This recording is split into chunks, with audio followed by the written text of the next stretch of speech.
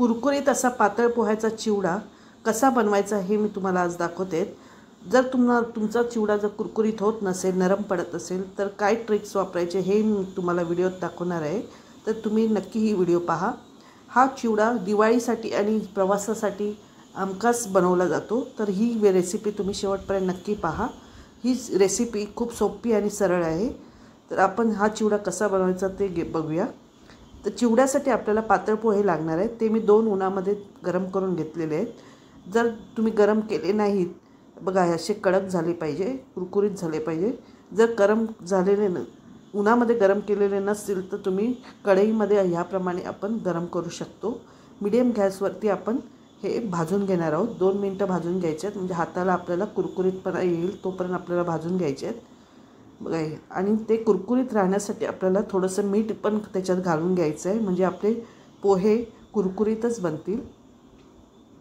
आता मी तेलात फोडणी घालून घेतलेली आहे। राई, लसूण आणि जिरं घातलेलं आहे।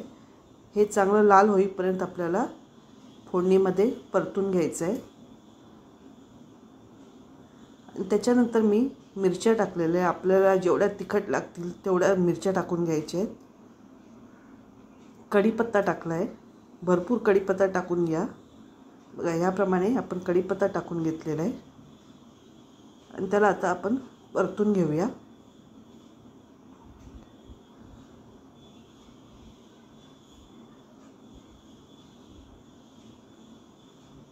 आता आपण त्याच्यामध्ये शेंगदाणे घालून घेतलेत।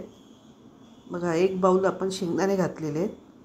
पोहे आपले अर्धा किलो आहेत, त्यासाठी आपण 1 बाउल शेंगदाणे घेतलेत आणि ते त्याच्यामध्ये लालसर होईपर्यंत आपल्याला परतून घ्यायचे आहेत। शेंगदाणे लालसर झाल्यानंतर आपल्याला त्याच्यात डाळवं टाकायचे आहेत। त्याआधी आपण शेंगदाणे व्यवस्थित भाजून घेऊया।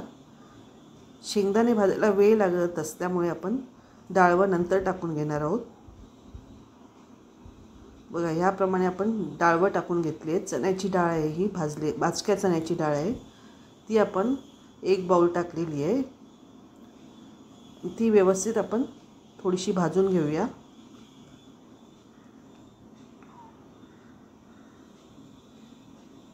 आता आपण त्याच्यामध्ये मीठ घालून घेऊया। चवीनुसार मीठ घालायचं आहे। पोहे भाजताना आपण मी थोडं मीठ घातलेलं होतं। आता आपण त्याच्यामध्ये पिठी साखर घातली 2 टेबलस्पून। आता व्यवस्थित सगळं मिक्स करून घेऊया आणि त्याच्यामध्ये हळद टाकून घेतली होती।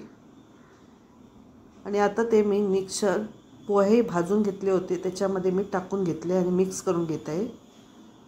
बघा पोहे आपले थंड झालेले होते आणि त्याच्यामध्ये ती फोडणी मी त्याच्यात टाकून घेतलेली आणि मिक्स करून घेतलेली आहे। याप्रमाणे आपला कुरकुरीत चिवडा तयार झालेला आहे। जर तुम्हाला ही रेसिपी आवडली असेल तर प्लीज मला लाईक, शेअर, सबस्क्राईब करा। नमस्कार।